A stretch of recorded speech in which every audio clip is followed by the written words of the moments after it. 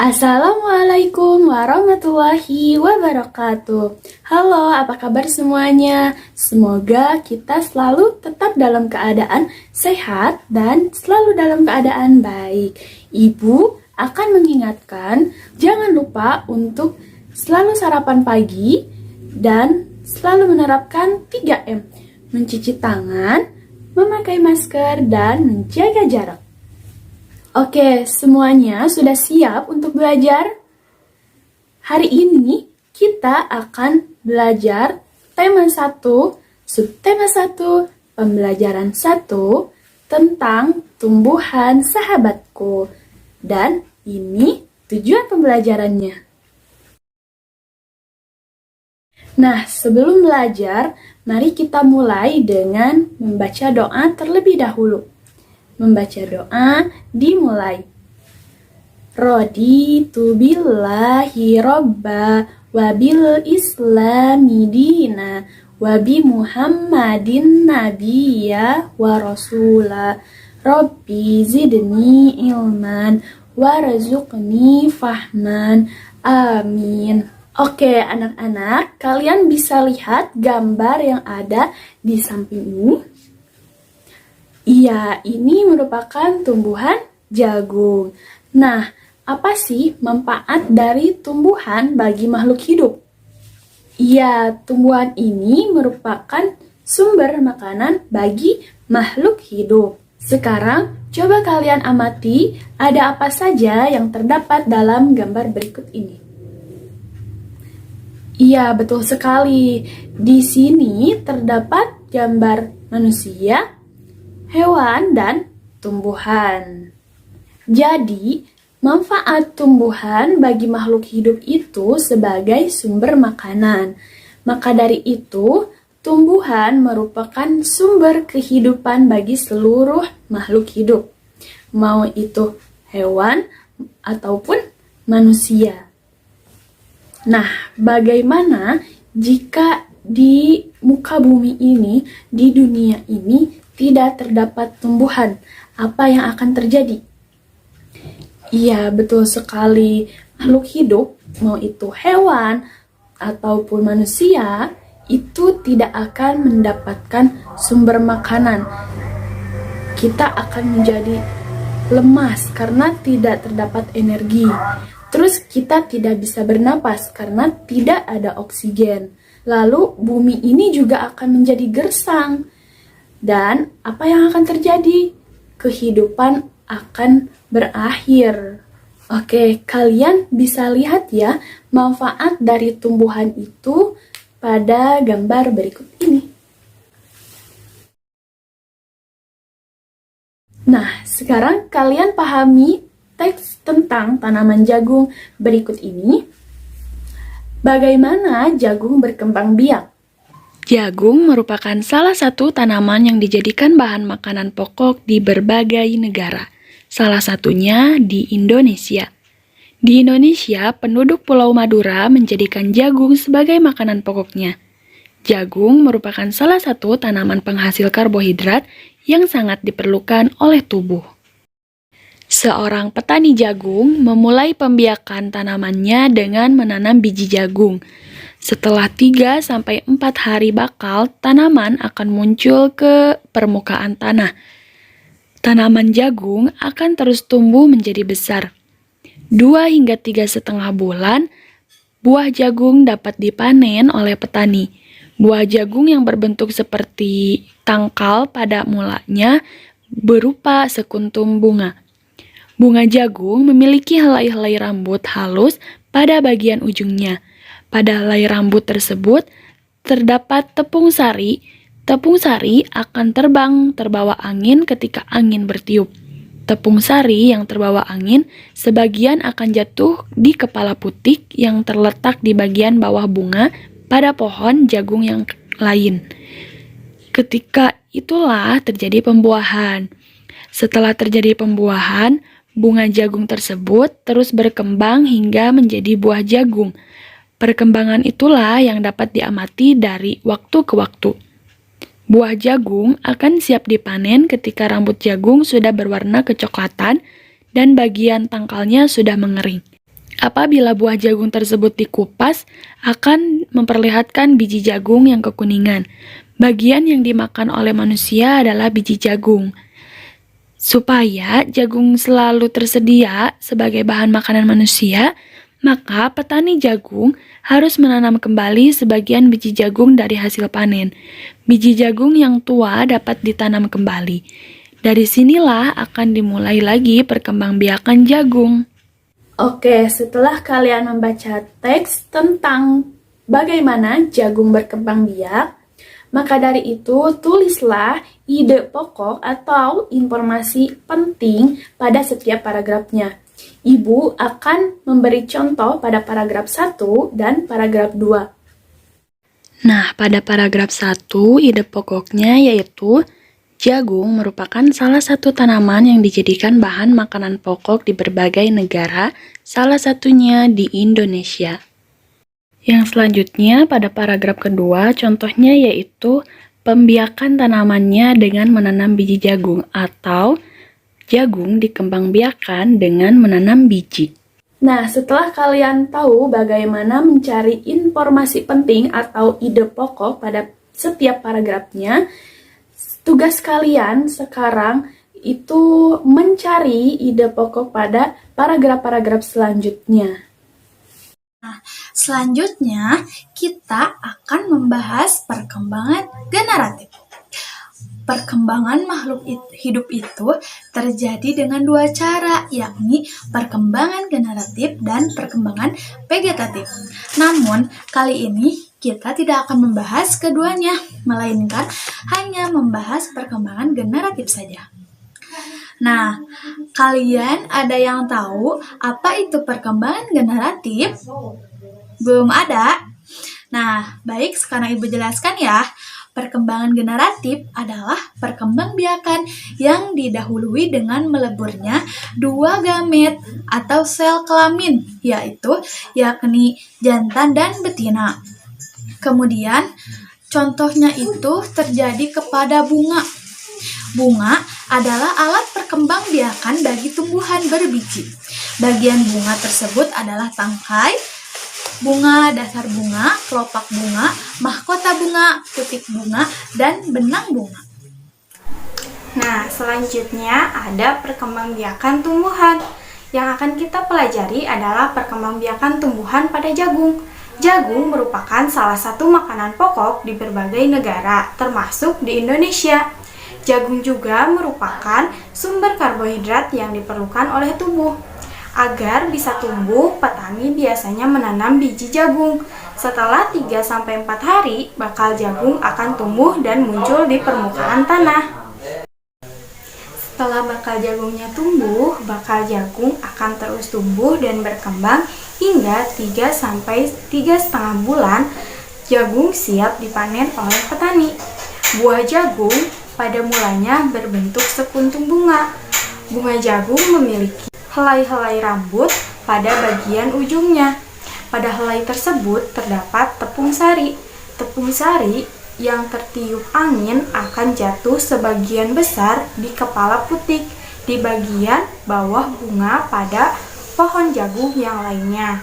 Saat itulah terjadi pembuahan. Setelah terjadi pembuahan, bunga jagung akan terus berkembang menjadi buah jagung. Nah, agar adik-adik dapat lebih jelas memahami materinya, cobalah adik-adik buka buku tema 1, subtema 1 pada pembelajaran pertama halaman 2. Terdapat bacaan dengan judul Bagaimana Jagung Berkembang Biak. Nah, pada perkembangbiakan tumbuhan jagung disebut perkembangbiakan generatif atau perkembangbiakan secara kawin. Perkembangbiakan generatif adalah perkembangbiakan yang terjadi melalui proses penyerbukan dan pembuahan. Nah, di sini ada alat perkembangbiakan secara generatif pada tumbuhan bunga, yaitu ada bagian-bagian bunga. Nah, di sini ada gambar atau struktur pada bunga. Yang paling bawah adalah tangkai bunga. Tangkai bunga ini menghubungkan tangkai bunga dengan batangnya yang berfungsi untuk menyokong pertumbuhan pada bunga. Nah, yang selanjutnya ada dasar bunga. Dasar bunga ini adalah bagian ujung tangkai bunga yang akan membesar di atas tangkai bunga. Yang selanjutnya ada bangkal biji. Di dalam bangkal biji ini terdapat sel ovum dan calon lembaga. Yang selanjutnya ada kelopak bunga yang berfungsi untuk melindungi mahkota bunga ketika masih kuncup dan melindungi dari serangan hama, baik itu ulat ataupun lain-lainnya. Nah, yang selanjutnya ada mahkota bunga. Mahkota bunga berfungsi untuk mempercantik tampilan pada bunga. Kenapa mempercantik tampilan pada bunga? Agar menarik perhatian serangga-serangga untuk menghampiri bunga dan melakukan atau membantu prosesnya penyerbukan pada bunga tersebut. Nah, yang selanjutnya ada benang sari. Benang sari adalah alat perkembangbiakan jantan atau spermatozoid. Yang selanjutnya ada putik. Putik adalah alat perkembangbiakan betina pada bunga. Nah, penyerbukan itu merupakan jatuhnya benang sari ke kepala putik. Jadi, benang sari ini akan berterbangan bersama udara dan akan jatuh ke kepala putik. Setelah jatuh, dia akan membentuk bangkal biji. Mungkin cukup sekian yang dapat Ibu sampaikan. Selanjutnya akan dijelaskan oleh Ibu Alma. Tadi kita telah belajar tentang perkembangbiakan tumbuhan dengan cara generatif. Nah, selanjutnya Ibu mau bertanya dulu, apakah kalian telah membaca teks bacaan yang tentang jenis-jenis tumbuhan di negara tetangga? Sudah ya? Nah, sekarang kita akan mengulasnya kembali. Nah, Indonesia itu merupakan negara yang kaya akan sumber daya alamnya, sehingga tidak jarang kita menemukan jenis-jenis bunga yang cantik-cantik. Nah, namun bunga-bunga yang cantik ini tidak hanya kita temui di Indonesia. Di negara-negara lain pun ada, seperti negara tetangga. Nah, karena kondisi geografis yang hampir sama, bunga-bunga yang tumbuh di negara tetangga pun tidak jauh berbeda. Karena kalian sebelumnya sudah membaca, coba Ibu mau nanya nih, ada bunga apa saja yang bisa kita temukan di negara tetangga yang jenisnya sama? Coba Ibu mau tanya, coba jawab, ada bunga apa aja? Kembang sepatu sama bunga Kamboja. Iya, betul sekali. Kita bisa menemukan bunga kembang sepatu dan bunga Kamboja. Nah, bunga kembang sepatu ini bisa digunakan untuk pewarna. Nah, bunga ini bisa ditemukan di Indonesia dan juga di Malaysia. Di Malaysia, kembang sepatu ini dinamakan bunga raya dan merupakan menjadi bunga nasional di Malaysia. Selanjutnya ada bunga Kamboja. Nah, kita bisa menemukannya juga kan ya di Indonesia. Di Indonesia. Nah, biasanya kita bisa menemukan di perlengkapan penari Bali. Nah, kalian tahu kan ya penari Bali itu kayak gimana? Nah, bunga Kamboja ini bisa juga disebut dengan dor campa ya. Nah, bunga Kamboja ini tidak hanya ada di Indonesia, kita bisa menemukannya juga di negara Laos. Di negara tersebut, bunga ini digunakan untuk dekorasi upacara keagamaan dan penyambutan tamu. Nah, ketiga negara tadi yaitu Indonesia, Malaysia, dan Laos hidup berdampingan. Meskipun berbeda negara dan lokasinya juga berbeda ya. Namun ketiga negara ini memiliki persamaan kehidupan sosial dan budaya. Tidak hanya negara-negara itu saja, Namun, ada juga negara-negara lain yang memiliki kesamaan. Nah, negara-negara lain ini yang memiliki kesamaan semuanya bergabung pada satu organisasi, yaitu ASEAN. Nah, ASEAN itu apa sih, Bu, singkatannya? Singkatan dari apa ASEAN itu?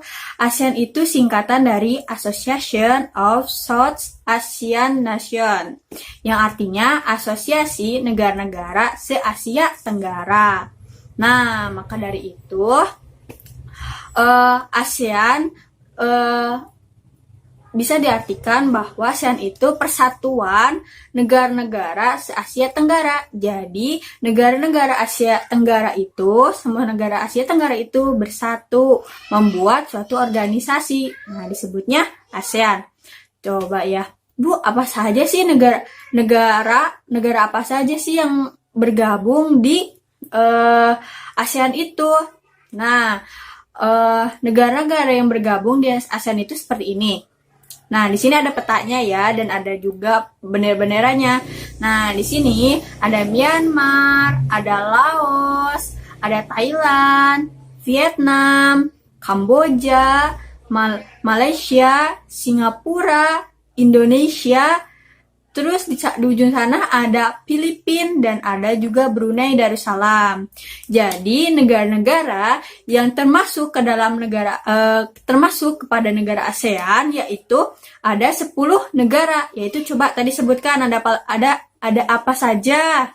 Myanmar, Ya, betul, Myanmar. Lalu ada Laos, Terus Thailand, Ya, lalu ada Vietnam, Lalu ada Kamboja, Terus Malaysia, Singapura, Ya, Indonesia, Ya, betul, ada Filipina, dan lalu ada Iya, Brunei betul, Darussalam. ada Brunei Darussalam.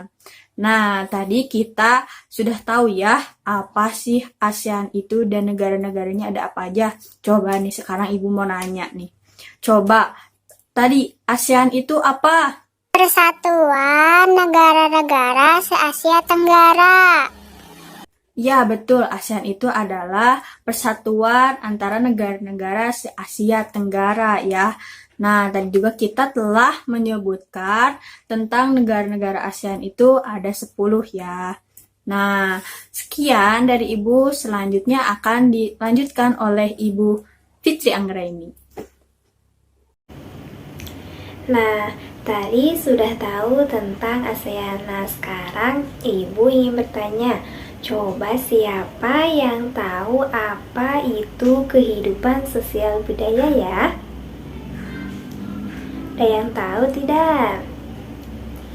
Iya, betul. Kehidupan sosial budaya adalah kehidupan masyarakat yang berkaitan dengan budaya yang terdapat di dalam suatu masyarakat yang saling berinteraksi sehingga dapat mempengaruhi nilai-nilai sosial yang menjadi ciri dari masyarakatnya. Nah, di masyarakat negara-negara ASEAN memiliki kehidupan sosial budaya yang unik. Coba Ibu ingin bertanya, kehidupan sosial budaya di negara-negara ASEAN ada yang tahu tidak? Iya, coba yang pertama ada negara Brunei Darussalam. Nah, Brunei Darussalam ini mempunyai satu kampung yang namanya Kampung Ayer. Nah, Kampung Ayer ini adalah kampung terapung, salah satu desa terapung di Brunei Darussalam. Budaya Brunei Darussalam banyak dipengaruhi oleh ajaran Islam. Mayoritas penduduknya adalah orang Melayu. Nah, dalam percakapan menunjuk dengan jari telunjuk dianggap kasar. Ya, anak-anak, kalau di Brunei Darussalam. Nah, secara tradisional, orang Brunei tidak berjabat tangan dengan lawan jenis. Dan ketika memasuki rumah orang lain, kebiasaan mereka adalah melepaskan sepatu. Itu adalah keunikan dari Brunei Darussalam. Nah, kemudian ada negara Malaysia. Ini terkenal dengan patung Dewa Murungga. Patung yang sangat tinggi sekali, berukuran 42,7 meter. Nah, musik tradisionalnya banyak dipengaruhi oleh budaya Cina, Islam, India, dan Indonesia. Makanan khasnya adalah nasi lemak. Kemudian ada negara Filipina. Nah, budaya Filipina merupakan perpaduan antara budaya barat dan timur. Nah, budayanya itu dipengaruhi oleh budaya Melayu, Cina, dan Spanyol. Nah, po dan opo adalah sebutan orang Filipina terhadap orang yang lebih tua. Kemudian ada negara ASEAN berikutnya adalah Kamboja. Banyak candi di Kamboja terbuat dari batu. Dewa-dewa dari agama Hindu dan Buddha terukir pada tembok. Nah, orang Khmer mengenakan syal kotak-kotak yang disebut krama. Pria dan wanita Khmer mengenakan bandul Buddha pada kalungnya. Tujuannya adalah untuk menjaga dari roh jahat dan membawa keberuntungan. Itu adalah keunikan dari Kamboja. Kemudian ada negara Myanmar. Myanmar ini sebagai negara 1000 pagoda. Nah, hal ini disebabkan karena sangat mudah menemukan kuil-kuil suci Buddha. Jadi, mayoritas penduduk Myanmar adalah keturunan Tibet. Bahasa yang digunakan adalah bahasa Birma. Nah, kemudian ada negara lain yaitu Vietnam. Nah, permainan menangkap jangkrik dengan mata tertutup adalah permainan tradisional anak Vietnam. Nah, Vietnam ini terkenal dengan baju khasnya yaitu apa? Iya, Ao Dai. Nah, kemudian negara selanjutnya adalah Laos. Orang Laos itu terkenal dengan kesabaran dan kesederhanaannya. Nah, olahraga tradisional di Laos adalah katau. Nah, katau ini mirip dengan bola voli, namun menggunakan kaki untuk menangkap dan memukul bolanya. Kemudian ada negara Singapura. Masyarakat Singapura ini memiliki budaya jalan kaki. Nah, jadi kemana-mana mereka itu berjalan kaki. Nah, hal ini disebabkan karena harga kendaraan yaitu mobil dan bahan bakarnya sangat mahal. Nah, ini adalah keunikan dari Singapura. Kemudian negara berikutnya adalah Thailand. Nah, Thailand adalah satu-satunya negara ASEAN yang tidak pernah dijajah bangsa Eropa. Nah, di Thailand, kepala adalah bagian tubuh yang paling dihormati. Kemudian, nah, bagaimana dengan kehidupan dan budaya di Indonesia? Nah, anak-anak pasti tahu ya, karena kita tinggal di Indonesia. Nah, anak-anak pasti mempunyai informasi tentang kehidupan sosial budaya Indonesia ya. Iya, nah itu tadi beberapa kehidupan sosial budaya di negara-negara ASEAN. Nah, sekarang Ibu mempunyai tugas. Anak-anak coba memilih 2 negara ASEAN, kemudian tuliskan berbagai informasinya pada diagram pen ya. Nah, nanti tugasnya dikumpulkan. Baik anak-anak, Pembahasan pada pembelajaran subtema 1, pembelajaran ke-1 sudah selesai. Bagaimana perasaan kalian pada pembelajaran hari ini? Iya, semoga senang ya. Nah, pada pembelajaran 1 ini kita telah mempelajari mengenai apa saja? Iya, ide pokok, yaitu ide utama atau inti pembahasan dari sebuah paragraf. Kemudian kita juga belajar mengenai proses perkembangan generatif pada tumbuhan.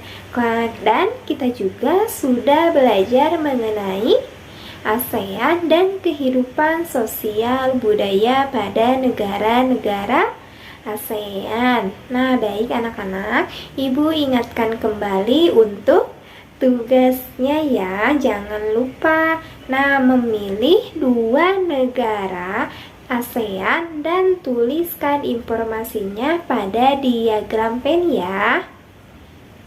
Iya, kemudian nanti dikumpulkan ke WhatsApp Ibu. Nah, Ibu juga informasikan untuk pembelajaran selanjutnya untuk besok kita akan belajar membandingkan dan mengurutkan bilangan, belajar mengenai makna pada Pancasila, dan proses pembuatan patung. Nah, nanti Ibu informasikan kembali di WhatsApp grup ya untuk disiapkan oleh anak-anak semuanya ya. Nah, demikian tadi pembahasan di tema 1, subtema 1, pembelajaran yang pertama. Nah, sudah banyak sekali ya kita belajar hari ini ya anak-anak soleh dan soleha. Semoga semuanya sudah paham ya. Nah, akhirnya sudah selesai pembelajaran kita hari ini. Kita ucapkan alhamdulillah. Nah, atas perhatian anak-anak soleh, anak-anak yang hebat, anak-anak yang soleha, Ibu ucapkan terima kasih. Nah, sekarang kita baca doa dulu ya sebelum mengakhiri pembelajarannya. Ayo, tangannya diangkat ya, sikap berdoa.